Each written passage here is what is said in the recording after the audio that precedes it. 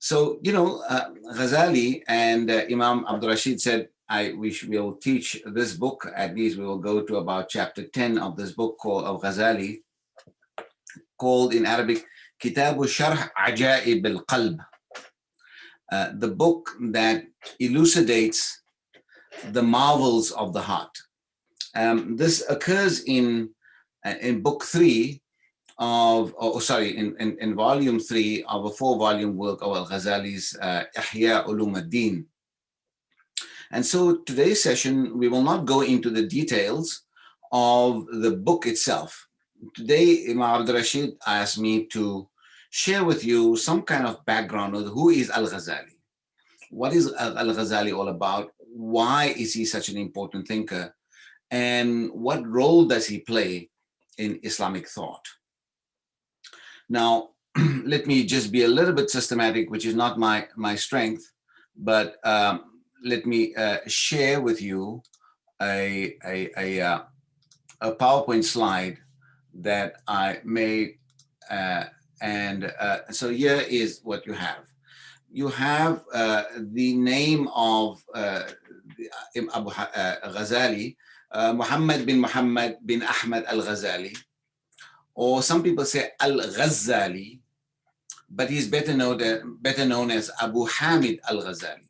This term Abu, when someone say Abu Hanifa, Abu Yusuf, normally you take the name of your eldest son and you say, for instance, or sometimes people use the daughter, the father of Hanifa, like I would be Abu Lamia, the father of Lamia, because she's my eldest. Or, but Abu Hamid, so Ghazali did not have a son by the name of Hamid. We only know of daughters of his that he had. So Abu Hamid, this honorific that he has, goes back to an ancestor of his, a learned ancestor of his, who was known as Abu Hamid, and therefore he takes that learned ancestor.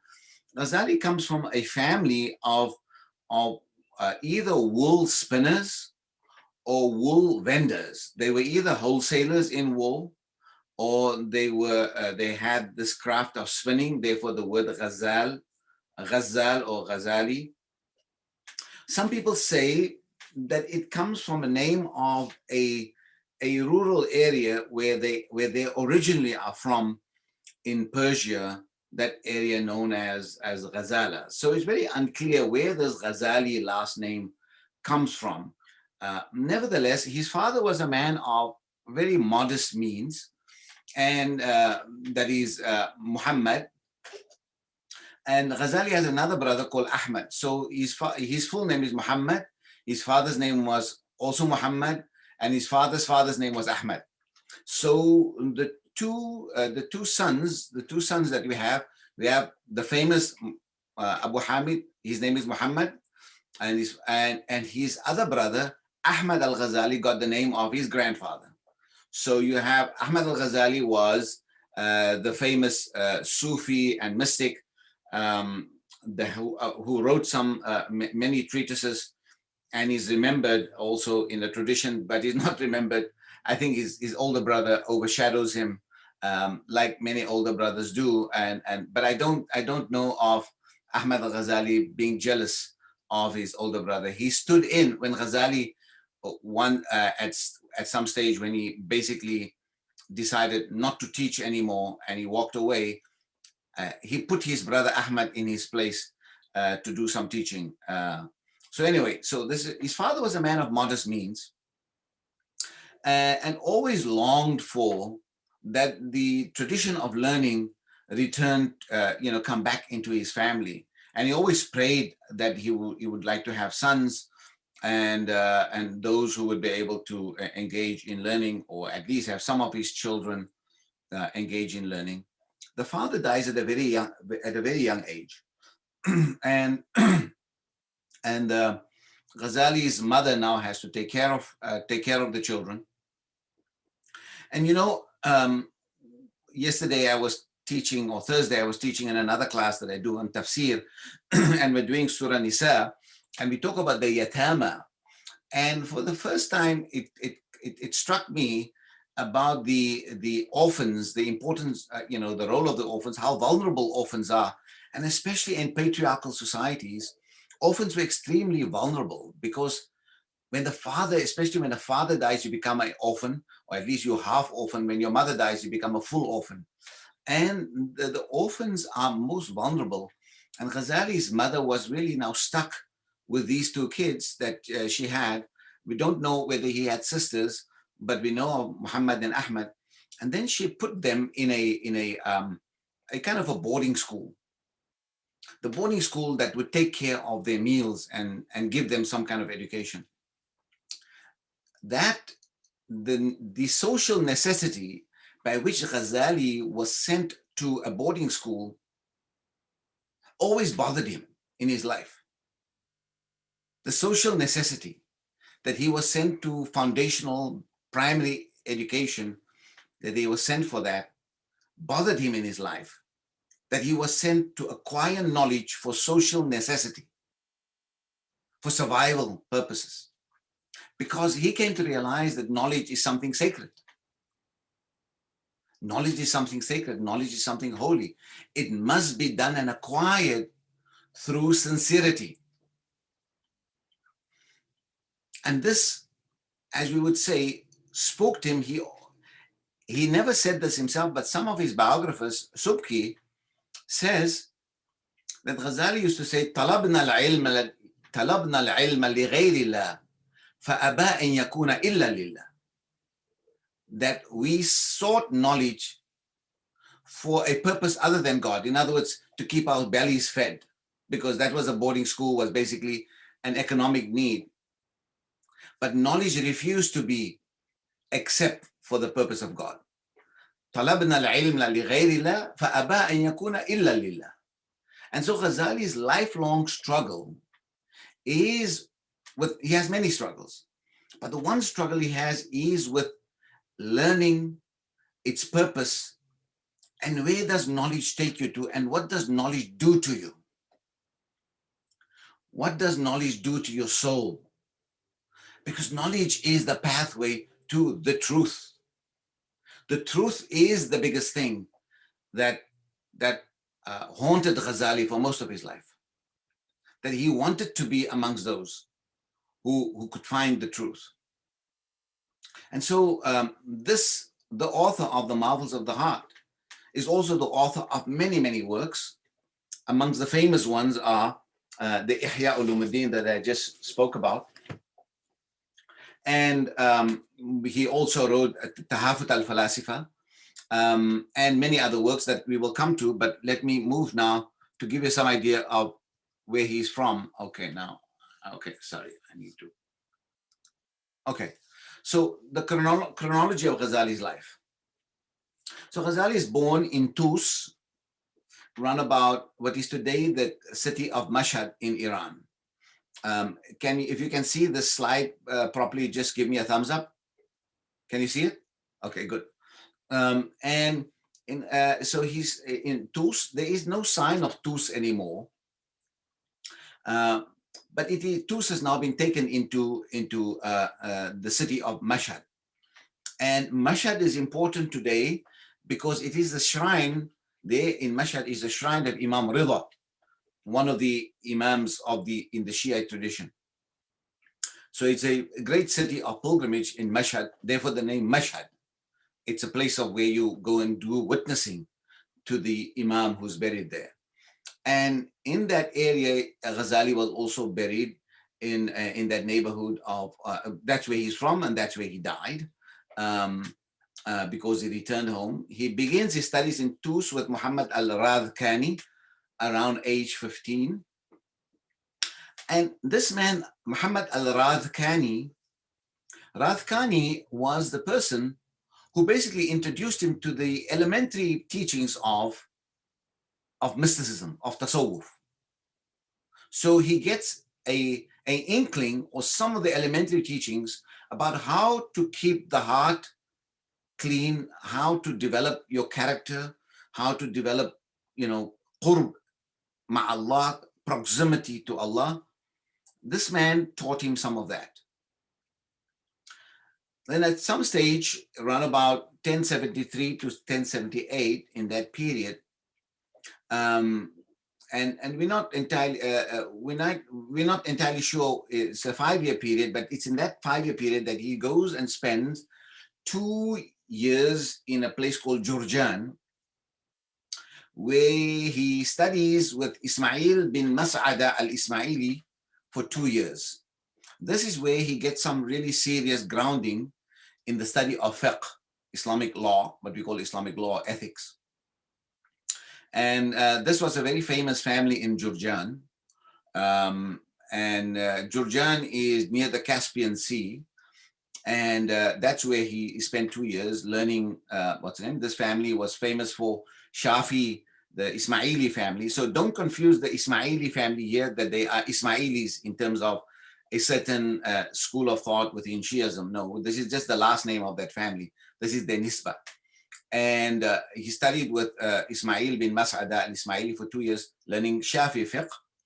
And that is also why Ghazali also is known as having become in his early stage, he was a very staunch Shafi'i, very staunch in his commitment to the Shafi school, fighting everybody else who would criticize the Shafi school.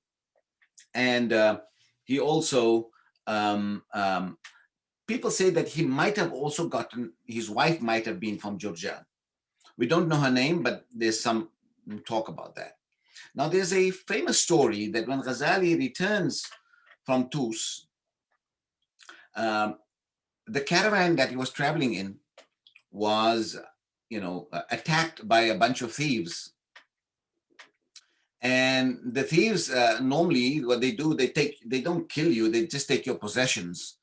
And so they took his equivalent of his backpack or his knapsack, where he had some of his items in, and they took that too. And obviously the thieves would then ransack those materials and then take whatever is valuable. But now, since his knapsack or his backpack was taken, he was very, very distraught. And then he went to go and approach the chief of the thieves. Now, look, this is a apocryphal story. We're not entirely sure if it is true, but it recurs so much.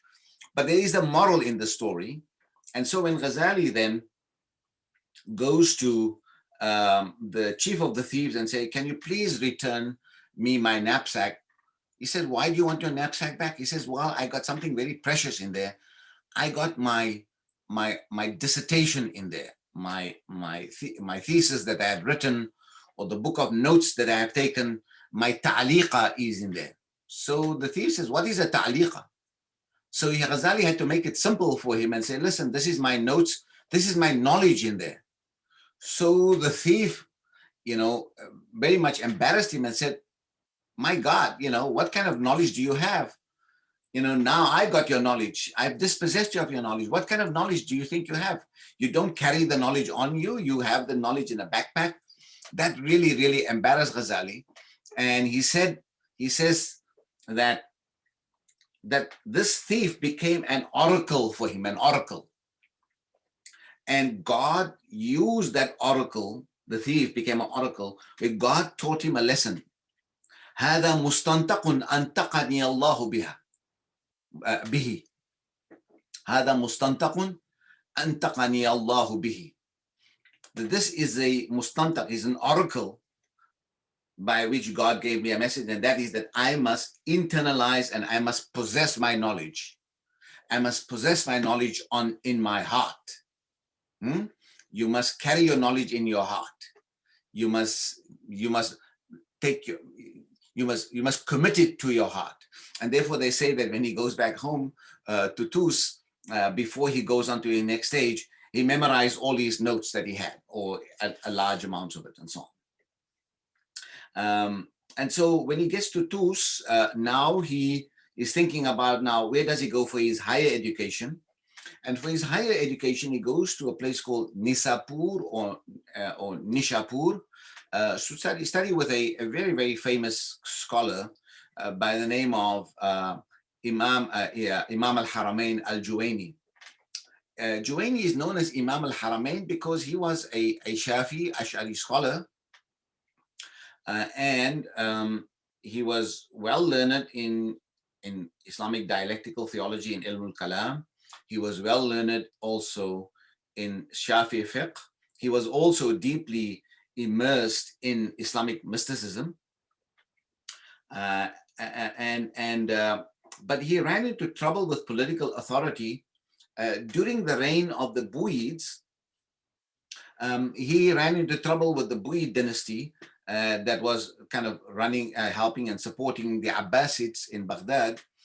And he then, with Al-Qushayri, they migrated to the Hijaz for several years, and therefore he's known as Imam Al-Haramain. He gave lectures in the book, both in the Meccan shrine and in the Medina shrine. So he's known as Imam Al-Haramain. After the situation improved, he returned again. When he returns, that name that you see at the bottom, Nizam al-Mulk became the prime minister of a new dynasty that replaced the Buyids. They were the Seljuks. The Seljuks are people from Central Asia, from the steppe, who are like seen as the forerunners to today's Turks. And these Seljuks became the new, power brokers. They were basically kind of warlords, and they needed a smart guy to teach them things, how to deal with matters in Baghdad and places that they now have taken control. They brought their soldiery there, and there were also tensions from time to time between the Seljuk soldiers and the Seljuk the sultans and the Khalif. The man who was the most influential Wazir is Nizam al-Mulk. And Nizam al-Mulk was not only a smart Wazir, but he also established a number of colleges known as the Nizamiya colleges. So one of them is established in Nisapur, and that's where Ghazali went to study. Another one was in Baghdad. Another one was in Herat. Herat is in today's Afghanistan. There was also a great Nizamiya college there. And Baghdad, Nishapur, Herat, and one more name eludes me, where he established these colleges. These colleges were kind of highly well-funded colleges with good salaries, stipends for students. And that is one great achievement of Nizam al-Mulk, even though many people think that Nizam al-Mulk was quite a fox as a prime minister. He knew how to maneuver things and so on and so forth. Nevertheless, he was the one great thing he did was to establish these sets of colleges. And Ghazali is a beneficiary of one of those colleges. And later in life, he then goes and teach in one of those colleges, in Nizamiya colleges. Now, after he graduates from Nisapur, he then spends quite some time, between 6 years, in the retinue of the Wazir, Nizam al-Mulk. Nizam al-Mulk always carried with him a number of senior scholars and younger scholars. That was part of his ministry. He needed intellectuals with him from all the different schools of thought, Shi'i, Mu'tazili, Ismaili, young scholars, older scholars. And let's just think of that period that he was with the Wazir as a kind of a internship, a long internship of 6 years, where he's now watching the scene.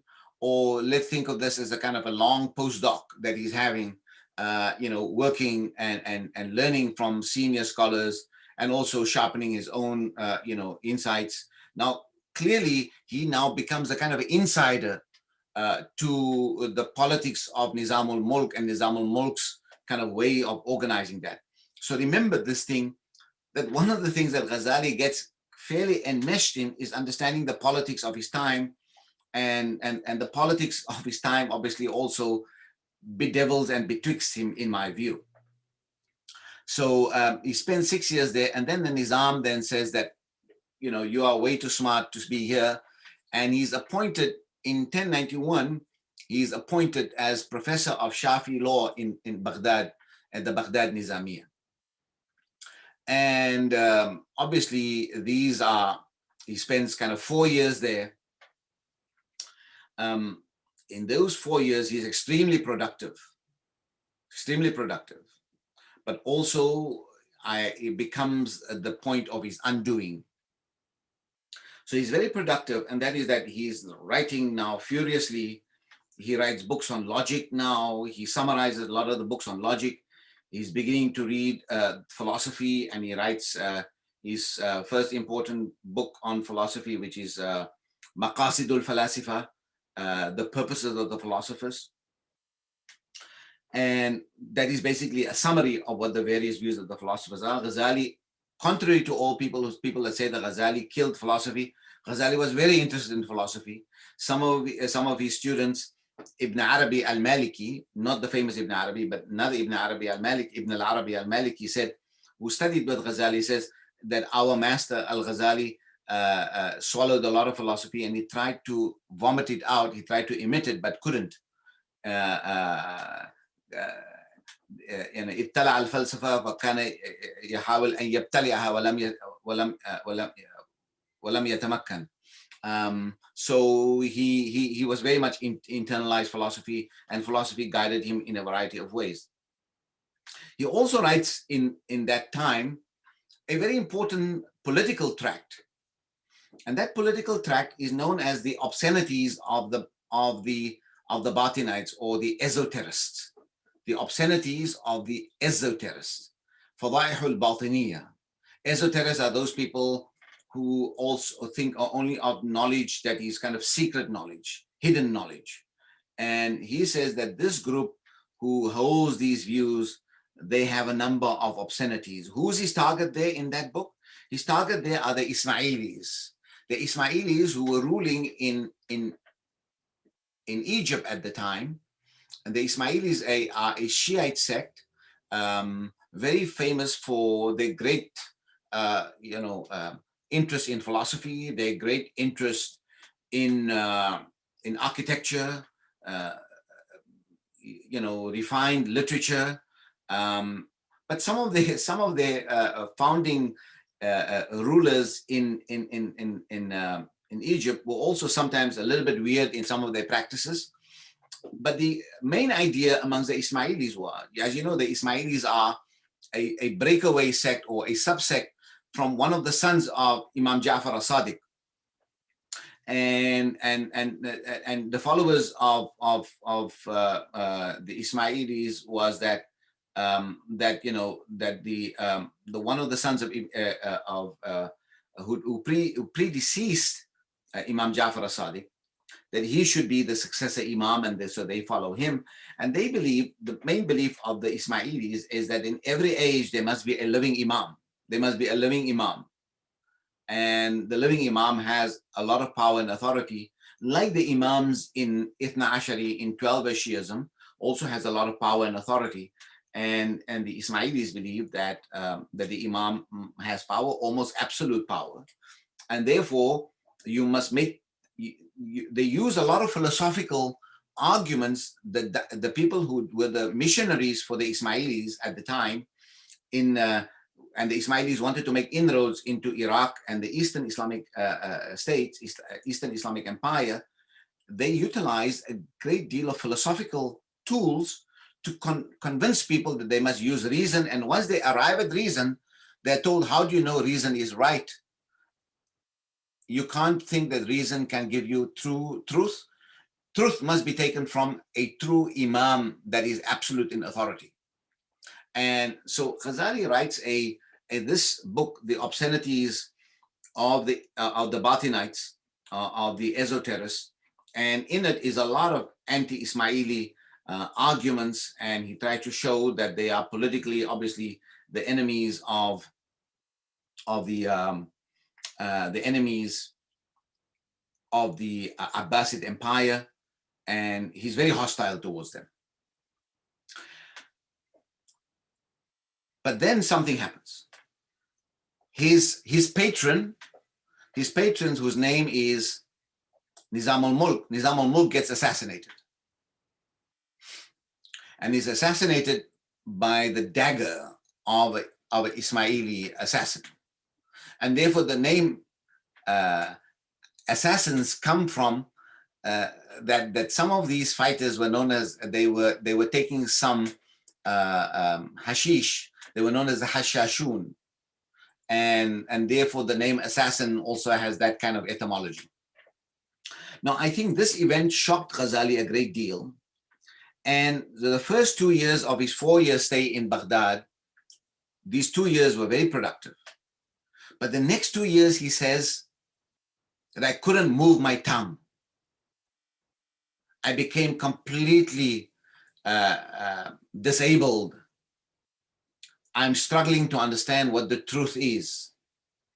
And he has a major personal crisis.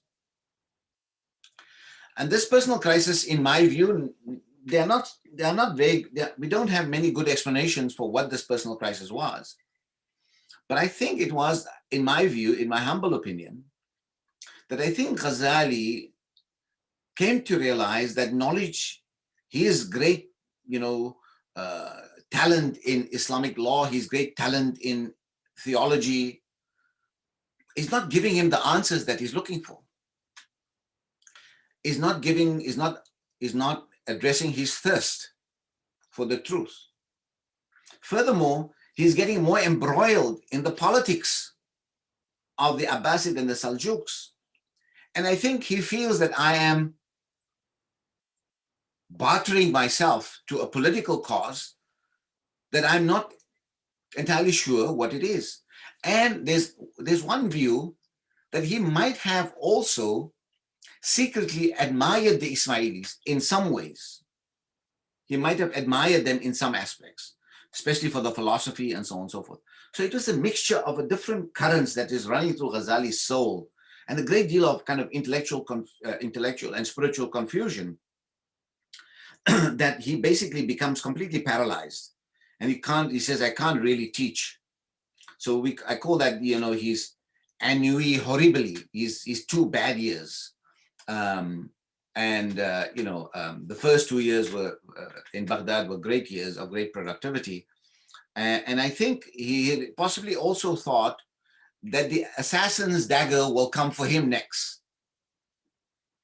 So given this kind of internal confusion, because he writes, and one of the great things of Ghazali is that he writes a small book called Al-Munqidh min al-Dalal, Rescuer from Error. That is a kind of a semi-autobiographical tract that he has, in which he says, I studied fiqh, it didn't give me the answers. I studied ilm al-kalam, theology, didn't give me the answers. I studied, philosophy, it didn't give me the answers.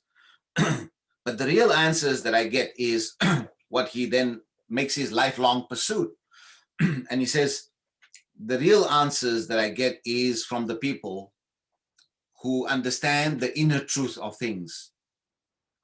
The people of haqiqah, the people who understand the inner realities of things, which is kind of what we call Islamic mystical thought. And that is when God cast his light into my heart. Alqallahu an-nura fi qalbi. That God cast the light into my heart, and that gave me certainty. So I think but that certainty doesn't happen in those 4 years, in the last 2 years. In order for him to get that certainty, he leaves Baghdad. And he's quite also quite conflicted about leaving Baghdad. He says, who leaves a great professorial job, the highest kind of appointment to teach the deen, to teach the knowledge of the faith? Who walks away from that? It's a great responsibility. It's the highest achievement that one can have. You must know that they say that when Ghazali is brought into the professorship in Baghdad, he came with so much pomp and pageantry. He had a horse, that the horse was bedecked with very, very expensive kind of, lining, and his own coat was brocaded and very expensive looking kind of, very impressive, because the Wazir wanted to make a big deal. This is my man coming in to teach there. And when he comes back to Baghdad at another time, people said, this man is completely changed. So he leaves Baghdad around about 1095 on the pretext of that I want to go for pilgrimage. But he says, I had no intention of returning. I just told, because I could not have any explanation of why I'm leaving. No one will believe me. They will think I've lost my mind. And I will be accused of all kinds of wrongdoing if I say I want to, resign my job. So he put Ahmad Al-Ghazali in his place, his brother, and he goes then to Damascus, Jerusalem, Mecca, Medina, with possible smaller, frequent visits to Baghdad and Hamadan. But he's there in Damascus and in Jerusalem that he now sits and thinks, and he tries to meet people that can teach him more about the life of the heart, and how do you get certainty, and how do you get true faith. And he goes into basically into certain kinds of um, in almost a kind of a monastic posture, living on very little and isolating himself from people. Someone said that Ghazali once came into someone, a lot of people write things about Ghazali, what they heard, apocryphal stories. When he comes into a mosque in Damascus and he was making ablutions, he heard one of the professors who's teaching the class said, "The great Ghazali said," and Ghazali just fled from that place because he was worried with his struggle with his ego, that ego don't come back and he doesn't get drawn into this conversation. So he spent a lot of time in Damascus. He spent a lot of time in Jerusalem, in the Masjid al-Aqsa, and also in the Dome of the Rock, where he sat in solitude and isolation. But he's there where he writes this magnus opus of his, Ihya Ulum ad-Din. This is where he writes the resuscitation of the disciplines or the sciences of the deen. And that is basically the resuscitation of Ghazali's heart. And then, and this is written over a long period, because whether this is 5 years, some people say that he spent up to 7 years, some people say he spent up to 10 years roaming around. Some people say that he tried to go to Egypt because he was on his way to go to North Africa, because there was a political leader there, Yusuf bin Tashfin, with whom he had some communication. Tashfin is a guy who drove out some of the rulers of Andalus, and Tashfin was also a warlord. And Tashfin is very a very complicated figure. But Ghazali gave him a fatwa that he could possibly take over and invade, the Muslim Spain, which is quite confusing. But nevertheless, so he wanted to go and meet this great pious Muslim religious leader, Yusuf bin Tashfin. But some people say he didn't get as far as Egypt. Only one person says he went as far as Egypt, but others say he did not go as far as Egypt because he wanted to move and meet this man.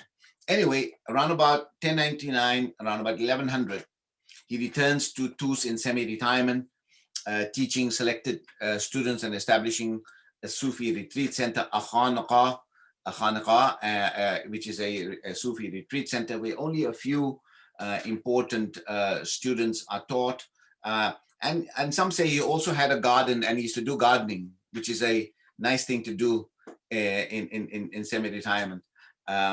But also, I won't doubt the idea that he did gardening, because in one of his books, one of his penultimate books called Al-Mustasfa fi Ilm al-Usul, which was kind of his second major book on Usul al-Fiqh, many of the imagery that he uses in outlining the framework of the book is based on a tree metaphor. The roots, the trunk, the branches, the leaves, and so on and so forth. So he's very much interested in the arboreal metaphor.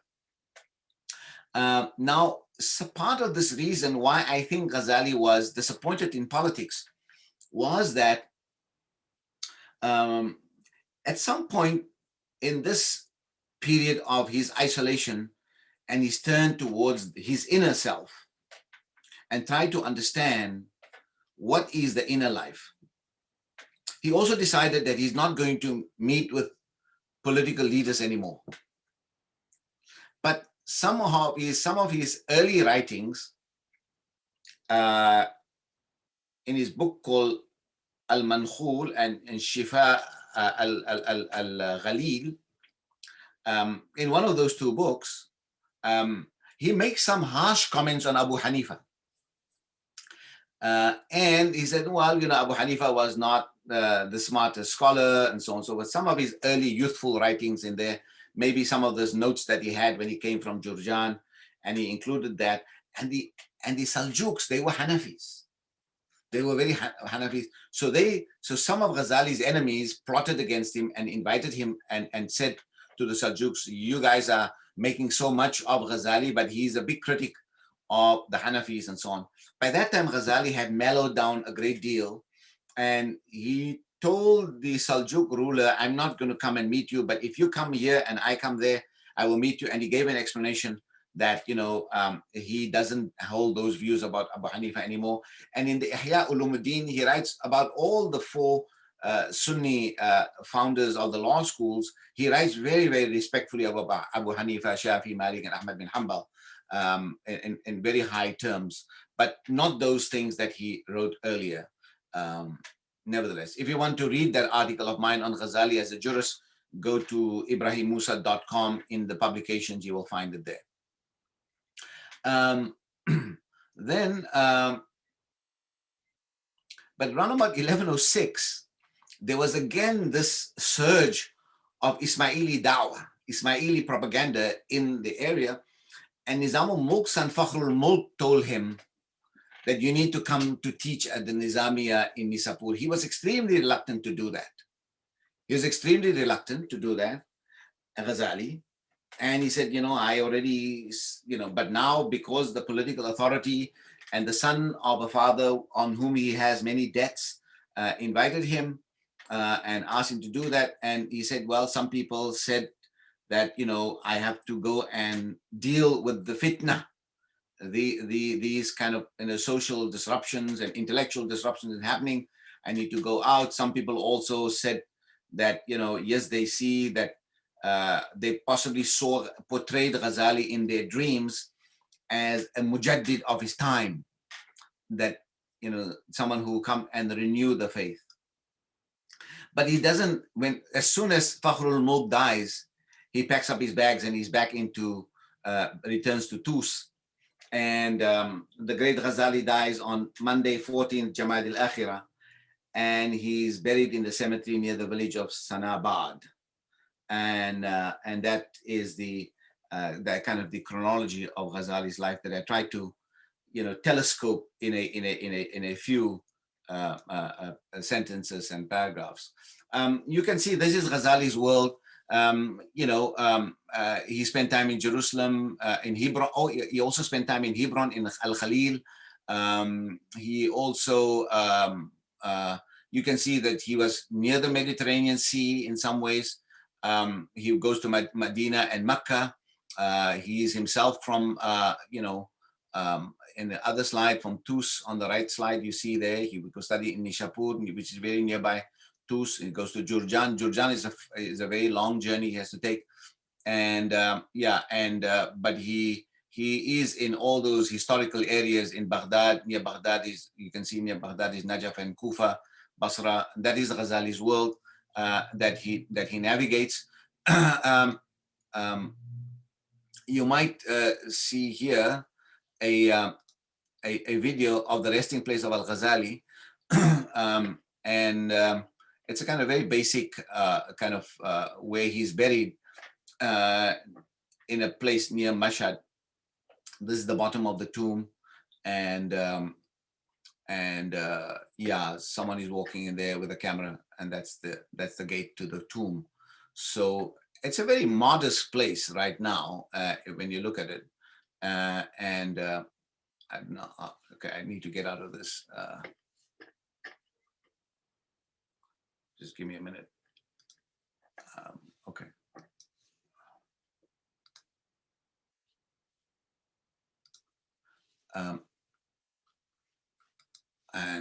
to the next slide.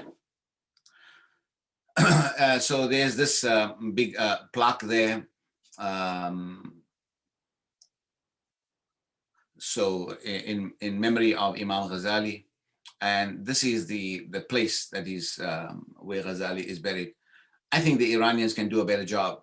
I don't know why it must be so Spartan and so modest. I mean, I don't know. This is, I mean, there can be a lot more done here, but nevertheless, there it is. Or what is that is the gate that you saw inside, and the images are by, I think, Ar Aslan. I think it could be Reza Aslan, but I'm not sure. These are some manuscripts that have been kept there where Reza Aslan took the pictures. So what is Ghazali's role, and is Ghazali's role in Islamic thought? Clearly, many scholars say that Ghazali was, a very influential thinker. Look, even in the Shiite tradition, Ghazali is kind of, accepted. Faiz Kashani, a famous Iranian scholar, I think was the son-in-law of Mullah Sadra, takes the Ihya Ulumuddin and Ihya Ulumuddin, the resuscitation of the disciplines or the sciences of Deen, and turns it into Al-Mahajjat al-Bayda, using arguments from the Shiite tradition or a hadith from the Shiite tradition, but using Ghazali's framework, obviously. He's disappointed in some of Ghazali's claims that Ghazali makes. For instance, in one place, Ghazali says that it is not a good thing to curse Yazid, Muawiyah's son. It's not a good thing to curse anybody, and don't curse Yazid. Ghazali says something like that in Ihya Ulumuddin. So cursing is a bad thing. Don't do la'na. And Faiz Kashani says, Ghazali had a weak moment here. He should have thought of this maybe slightly differently, and so on. So Ghazali is fairly widely received. People who have a philosophical orientation think that Ghazali is really an exciting person to study. Just a little bit about Ihya Ulumuddin. The importance of this book is that Ghazali takes hadith, Quranic verses, stories of the saints, interpretations by a variety of scholars, and he puts it all together in a very interesting way to give it a kind of a exciting narrative and basically his goal is, how can your fasting, your prayer, your pilgrimage, your zakat, your belief in God, then your ideas of friendship, your ideas of how to cultivate purity, how to come closer to God, how to be kind to neighbors, all life's teachings and practices. He finds an Islamic teaching for that, and he basically says how one has to conduct oneself in an ethical way, and every chapter is about adab, the adab of this, the adab of that. So adab is the key word for the ethical. So this is the great secret of this book. You can also in some way think about it as the knowledge of the inner meanings of faith. Ilmu asrar ad-din in another way. And he says, look, in this book, I'm only giving you knowledge of the external realities, or ilm al-mu'amala. That is, I'm basically talking to you about the knowledge of transactions. What are the things you know? But sometimes he gets into the esoteric dimension, the ilm al-mukashafa. And then he has to stop himself and says, oh, you know what? This book is about ilm al-mu'amala. I should not talk about ilm al-mukashafa here, because if I talk about this esoteric knowledge here, people will just get confused, and it is known that if you delve too much in the esoteric, then you can turn people away from Islam. So he tries to, hold his own. But those of you who have already started reading Marvels of the Heart, Kitabu Sharh Ajaib al-Qalb, you will see there that he can't help himself. He gets into esoteric. and so Ghazali is very fond of the esoteric, of the batin, and so on. He's a polymath. He's a polymath insofar as that, he does normative fiqh, what we call law. I don't like use the word law for fiqh, but anyways, people use it nowadays. He's also into usul, moral philosophy, dialectical theology, ilm al-kalam, philosophy, logic, Islamic mysticism, which is tasawwuf, and also political theology. So Ghazali writes a lot. He writes a lot. He writes a whole, library full of stuff. And no wonder that on every particular topic that you have, Ghazali would have something to say. And so this polymathic approach that he has is obviously one of his great strengths. A man who knows a lot of things, and knows a lot of things, he knows them well. He doesn't know a little bit of a lot of things. He knows a lot of a lot. He knows things in great depth. But he also has struggles with the self in society. How does the self, find itself in society? And he worries about his role as an intellectual in the service of the Seljuk Empire, in defense of the Abbasid Empire. You must remember that when he is in Baghdad for those 4 years, a very young Khalif, this Khalif is barely 15 years old. His name is Al-Mustazhir Billah. And Ghazali is the one who, with 2 other scholars, does the office of investiture of this young Khalif. So Ghazali is deep into and he dedicates the book that I call The Obscenities of the Esoterists, Al-Fadaih al-Batiniyah. In that book is dedicated to Mustazhir Billah, to this young Caliph.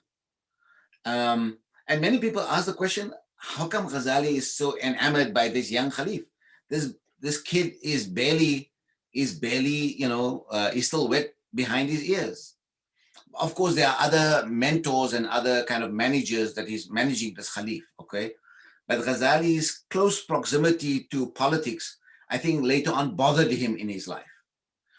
And therefore, sometimes Ghazali's teachings about how one must conduct oneself in society is sometimes not the best advice. So for instance, he creates a distinction between knowledge of the world and knowledge of salvation and knowledge of deen. I think that bifurcation, that division of knowledge of 2 realms, I don't think it has served Muslims well. And that has resulted in a kind of a gap between how Muslims conduct themselves in the world. Because this worldly knowledge is always seen as instrumental knowledge and is not seen as knowledge that is meaningful to human flourishing, but is only instrumental to make you live a good life, because the real life is the akhirah. The real life is the year after. Imam Rashid has returned, and that means that at least his picture has returned, so I think he's trying to tell me about time. But I think we got until 10:15, right? I mean, until 4:15. But anyway, I'm not too far away from this. So he is very much interested in this. And I think sometimes his hostility towards the Ismailis is a little bit exaggerated. I mean, his hostility. For instance, he says in Al-Mustasfa that if an Ismaili repents, so he creates a category called Zandaqa, a Zindiq. A Zindiq are those people who have externally they display that they are Muslim, but internally they hold views of older religions, older philosophies, and so on and so forth. So Ghazali created the category called Zindiq, that they are outwardly explaining Islam, but inwardly they hold other kinds of philosophical views, different views, antithetical views, and so on, sometimes older Iranian religions and so on. And he believed that the Ismailis amongst them. So if the Ismailis indeed repents, he said you can't accept his repentance because they have made it an article of faith to lie. Lying and dissimulating is an article of faith. And then he quickly catches himself and he says, well, that is my ijtihad, that is my opinion. Other people might disagree with me. Okay? But that is quite harsh. That is quite harsh. Um, and so Ghazali, his own turmoil is important. His engagement with philosophy and its aftermath. Now, I think Ghazali has been unfairly criticized that he had killed philosophy. That's not true. The man loved philosophy, and he utilized philosophy as a very, very, foundational tool to understand complexity. So, for instance, in his Maqasidul Falasifa, he says that you must start off with the importance of reason, and you must have first philosophy. First philosophy is metaphysics, and he takes that straight out of the writings of Aristotle. You must have Al-Falsafatul Ula. And he says, without a first philosophy, you can't have a framework of what is the nature of reality. How do you relate to reality? How do you relate to those things that are outside your realm of experience? So, this question of metaphysics, what is the best way to explain metaphysics? Metaphysics is to know what lies beyond the limits of experience. Metaphysics is what lies beyond the limits of experience. So, of course, I know I experienced picking up this book. I experienced a lot of things, but there are things that I need to know is operating. Something called gravity. That is a metaphysical reality, gravity. Now, but you see, the fact is that now we can measure gravity. So gravity is no longer a metaphysical thing, it's now an empirical thing. But 500, 700 years ago, the moon, Mars, the stars, and the whole cosmos was a metaphysical reality for people 700 years ago. They didn't know how it functioned. Today we have landed a buggy on Mars. Human beings have landed on the moon. So the moon and the planetary system is no longer a metaphysical reality. We have reached it. It is now within our empirical knowledge. What is now metaphysical is say for instance, quantum theory.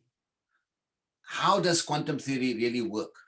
What is this, multidimensional universe that we have? That is now the cutting edge of the metaphysical.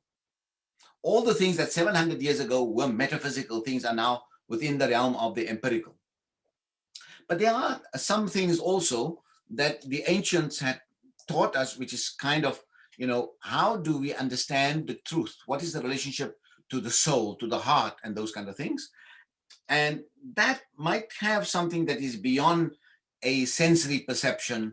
And there we also use some kind of metaphysical understanding. So for instance, the idea of an afterlife, an idea of accountability on the day of judgment, an idea of another life, another world that lies beyond our sensory perception, but is based purely on the knowledge of brought by revelation. So it's kind of a revelation that teaches us about another possibility. Those are the issues that Ghazali. But I think Ghazali has been very, very wrongly accused of attacking philosophy. And some of my good friends like Hassan Hanafi, or someone whose work I know very well, Muhammad Abid al-Jabri, keep on saying these kind of very, unjustifiable things. And I'll tell you in a minute why it is so. Or maybe I should just tell you now. I think part of the thing is that when Muslims diagnose themselves in the 20th century, how do we lose power? They quickly found what I think two very simplistic interpretations, very simplistic, and I think unfounded and not a good analysis. They said, well, Muslims lost power to the West because we lost reason, and we are no longer became a rational society. We became too embroiled in mysticism, Sufism, really, really base forms of Sufism, people visiting shrines, people believing in amulets, people not believing in human ability, but rather believing in the ability of, magic and supernatural interventions in the world that will bring about a change. And that has made Muslim societies weak. Muslims didn't become committed to knowledge making and making the world and making for human society. And with the result that Muslim became an anti-rational society, anti-rational community. And who's to blame for that? Ghazali. Ghazali criticized the philosophers, And because he criticized the philosophers, he became the battle axe, and he killed people like Parvez Hoodboy keeps on saying this ridiculous stuff. Every time he speaks about these kinds of stuff. He doesn't know. There was philosophy flourished after Ghazali.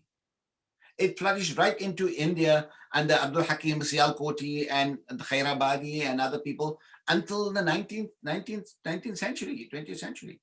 The fact that Muslims have not done great work in philosophy, because what has happened is that, you know, another kind of tradition, a more textual tradition took hold, thanks to Taqiyuddin Ibn Taymiyyah and others, that you have to follow the Nas, you have to follow the text.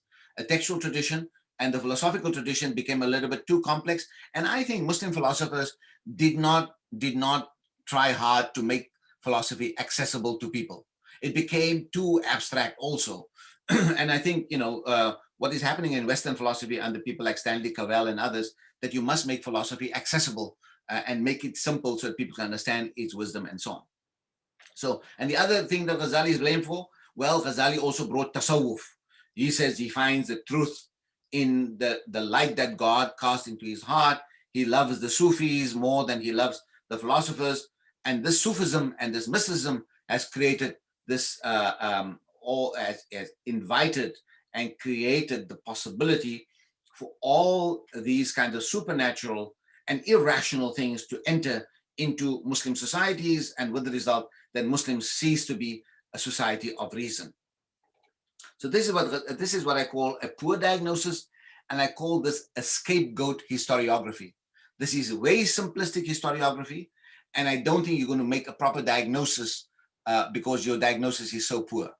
But Ghazali also opened up the doors for many creative thinkers afterwards, like Muhyiddin Ibn Arabi, who dies in 1240, and even someone like Taqiyuddin Ibn Taymiyyah had to take tasawwuf seriously, even though he disagreed with Ghazali a great deal, and he lamented many of Ghazali's positions and criticized Ghazali a great deal.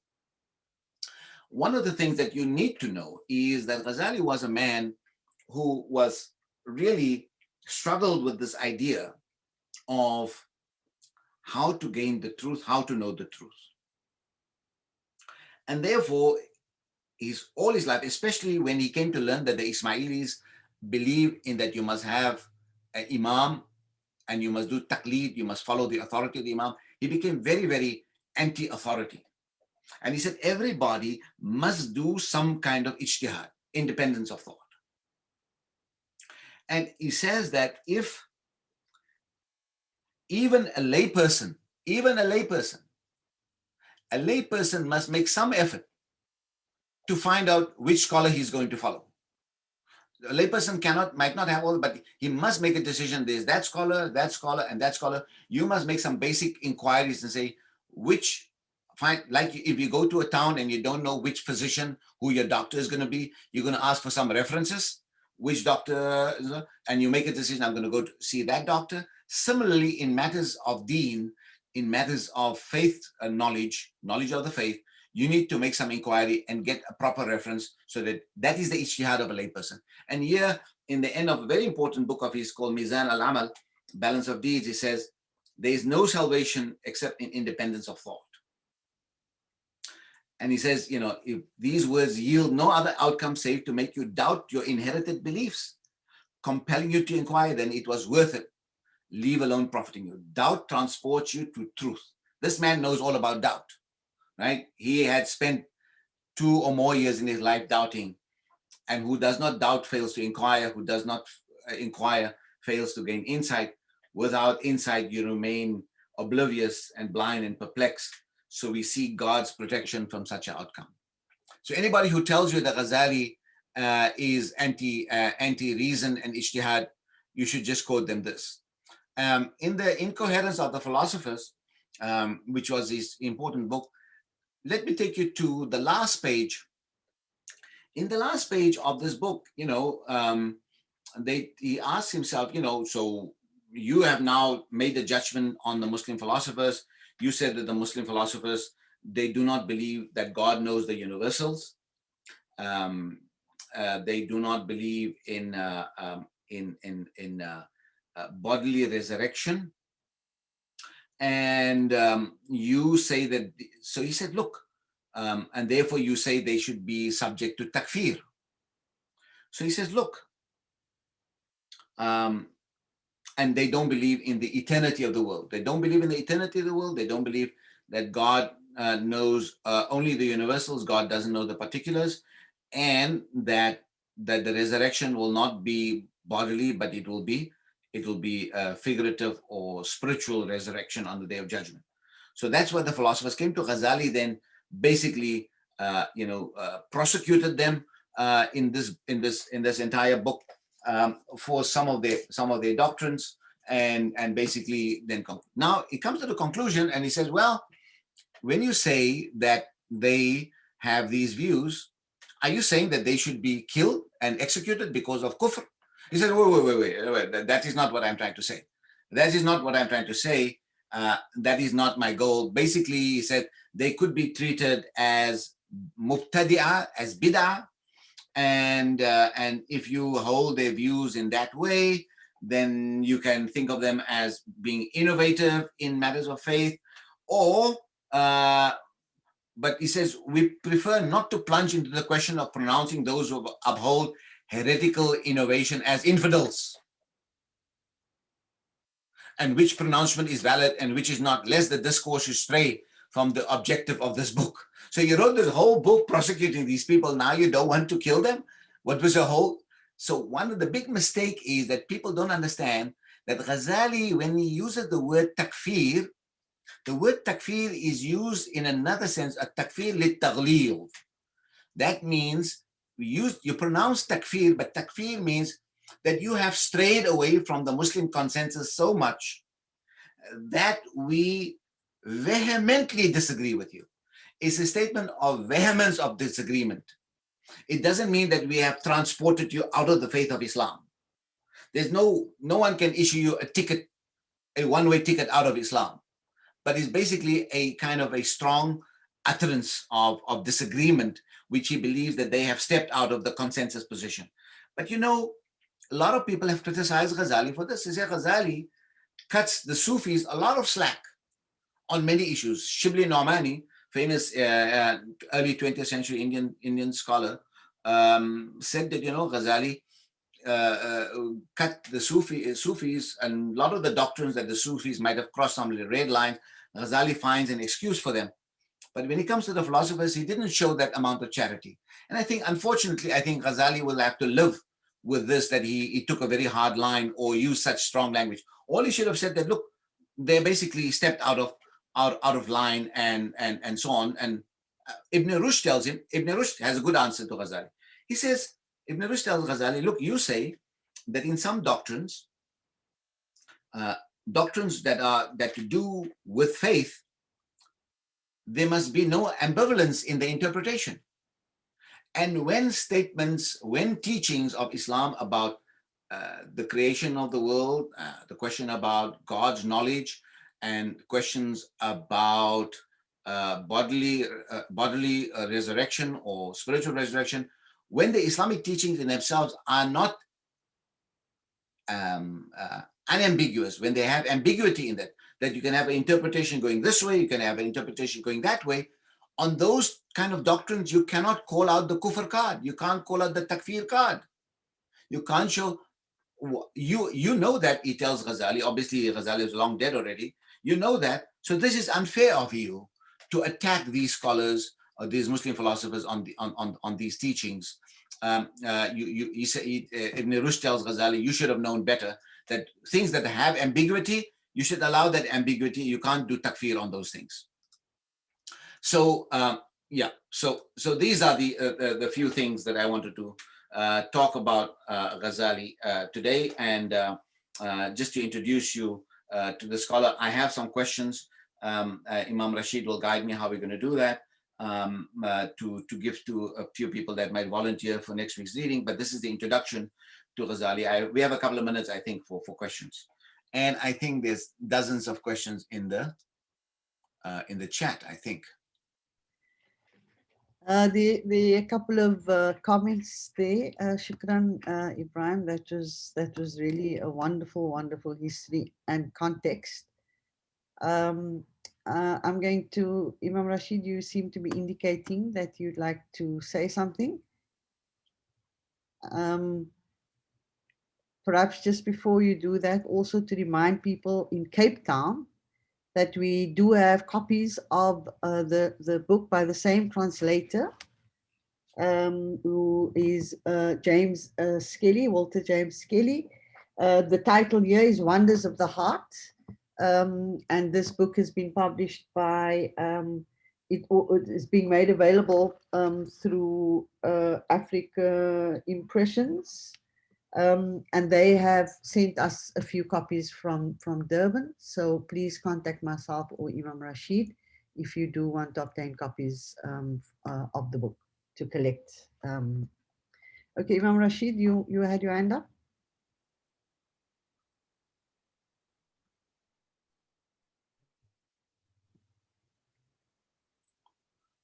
Why are you not host? Oh, sorry. Did you jump out? Okay, there we go. Sorry. Okay, go ahead. Assalamu alaikum. Shukran, Ibrahim. That was really wonderful. I hope I'm not out of line to say it was a feast because we're fasting, but it's an intellectual feast. It was really wonderful. Thank you for that. We don't have time for questions this week, but I would encourage people to send us some questions. And for next week, we would like to identify two people who would take about 5 minutes in responding to questions, so that we can have a more interactive session. So it's going to be very important that people try to get hold of the book. As Jamia indicated, we are selling copies of the book. And more importantly, that we should read, so that we come to next week's session a bit more prepared. We are reading, as we did indicate, chapters 1 to 4. So the first four chapters. Unless there's anyone who does have an urgent question, please feel free to. Someone by the name of Shireen Hussain has a question about, how does Ghazali deal with feminism or society and so on. Well, I think I'm going to disappoint you on that. Ghazali was a man of his time. On some of the sexual ethical practices, for instance, he's quite kind of, what we would say, it's Khadija's question. Sorry, I wrongly attributed the question. I was just browsing through, so pardon me. But nevertheless, so some of the sexual questions, for instance, he says, between a husband and a wife, they should have, mutually satisfying sexual relations. I'm putting it in very diplomatic terms. You all are fasting still. So, and the other thing is this, but some of the other stuff, for instance, the kind of metaphors he uses that marriage is a certain kind of slavery, and Kisha Ali takes him to task for some of those metaphors, and that was the metaphors that someone like Ghazali used in his time. But I think you will find that also in many other scholars, even someone like Fakhruddin al-Razi, for instance, thinks of marriage as primarily in order to satisfy the husband, so the husband can worship God. So, I think we live in a very, very different world today. And that different world in which we live is precisely why rethinking some of these big questions that the traditional scholars have given us some indication, but on some issues, they completely are not helpful to us. And therefore, rethinking many, many big questions in Islamic thought is so difficult, because the tradition says X and lived reality says Y. And therefore, we have to think through some of these questions completely anew, and therefore it is extremely challenging. So we we need to think about these issues, with greater sophistication. So I don't think he gives you much help in those issues. Thank you, Ibrahim. And thank you, Khadija. So, inshallah, we're going to end now. We're going to conclude. As I once again said, that if you want to buy a copy of the book, we have received quite a number of copies from Baitul Hikmah in Durban. It's down in Cape Town, so you can either get it from myself or from Jamia. And inshallah, next week we're going to identify if you can put your names. If you would like to be a respondent to some of the questions, please do indicate your name in the chat box with your email address, and we will get you. Jamia, is there any other announcements before I make the final dua? I can put up the questions. Should I put up the questions, Imam Rashid? Yes. Okay, yeah. Imam Rashid very helpfully, he's the master teacher. So he helped me formulate some questions for you. Maybe we should circulate through email. I don't know how, Jamia, you're going to circulate these questions, but these are the questions. So each one can take 2 questions for next week. We have about 6 questions. So whoever who's going to be the volunteer for next week's? Can we get some volunteers for next week? You just have to read a chapter and make a few comments opening so I can get an idea where you are. Dr. Rafiq Khan, can I ask you? Yusuf Ahadin, anybody? Can I see any hands? Should I call on people? I'm just going to call people I know. Should we ask Khadija or should we have Shireen? From Redmi Note 8 Pro to everyone. Redmi Note 8 Pro needs to give us a name, please. Amir Ghulam Rasool. That's enough. Yes, sir. Okay, Amir Hussain is one. Thank you, Amir. Will you take the first 2 questions? Next taker. We need 2 people. Kasim Adams was the other one. Who was the other one? I'll try to take the next. Maybe we should ask Khadija Basir. Can Khadija do it? Yes, Khadija says yes. Yes. Okay, Khadija, you take question 3 and question 4. And can we have Qasim? Can you take 5 and 6? Good. Wonderful. Right. We have. So you have to be very brief. You don't have to take up all the time, because leave me some time also next week so I can say something. Okay. Brian needs a lot of time. Yeah. Yeah. And don't try and be better than me. Okay. I'm really kidding. Shukran, Ibrahim, and enjoy the last few hours of the fast. Well, we have. No, you have last few hours. We have a full hours. I'm sorry. We have a full 9 hours to fast. So enjoy it. Please join me in the final dua. We ask Allah subhanahu wa ta'ala to bless our fast, to accept it, inshallah, to allow us to understand our deen more deeply, inshallah, and particularly to develop a good akhlaq and adab. Bismillahir Rahmanir Rahim. Alhamdulillahi Rabbil Alameen. والصلاة والسلام على أشرف المرسلين سيدنا ونبينا ومولانا محمد وعلى آله وأصحابه أجمعين. اللهم إنك عفو تحب العفو فاعف عنا. O Allah, Thou loves to pardon and to forgive. Thou art the pardoner and the forgiver. We ask you to pardon our human indiscretions and our frailties. إن الله وملائكته يصلون على النبي يا أيها الذين آمنوا صلوا عليه وسلموا تسليما. اللهم صل على محمد وعلى آل محمد وأصحابه وبارك وسلم. سبحان ربك رب العزة عما يصفون وسلام على المرسلين والحمد لله رب العالمين.